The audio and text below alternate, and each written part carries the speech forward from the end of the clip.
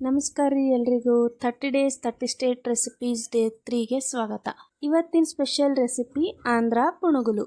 ನಾನು ನೋಡ್ರಿ ಪುಣುಗುಲು ಮಾಡೋಕ್ಕೆ 1 ಕಪ್ ಉದ್ದಿನಬೇಳೆ ತೊಗೊಂಡಿನಿ, ಅರ್ಧ ಕಪ್ ಅಕ್ಕಿ ತೊಗೊಂಡಿನಿ.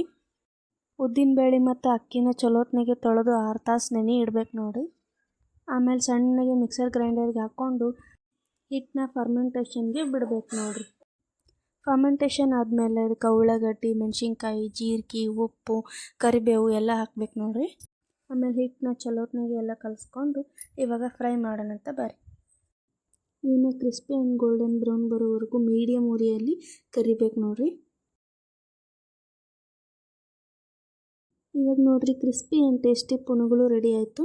ಇದ್ರ ಜೊತೆಗೆ ತಿನ್ನೋಕೆ ಚಟ್ನಿ ಮಾಡೋಣಂತ ಬರ್ರಿ. ಚಟ್ನಿ ಮಾಡೋಕ್ಕೆ ನೋಡಿರಿ ಅರ್ಧ ಕಪ್ ಕೊಬ್ಬರಿ, ಅರ್ಧ ಕಪ್ ಪುಟಾಣಿ, ಅಲ್ಲ, ಬೆಳ್ಳುಳ್ಳಿ, ಹುಣಸೆಹಣ್ಣು, ಮೆಣಸಿನ್ಕಾಯಿ, ಕರಿಬೇವು, ಕೊತ್ತಂಬರಿ, ಉಪ್ಪು, ಜೀರಿಗೆ, ಸ್ವಲ್ಪ ನೀರು ಹಾಕ್ಕೊಂಡು ಸಣ್ಣಗೆ ರುಬ್ಕೋಬೇಕು ನೋಡಿರಿ.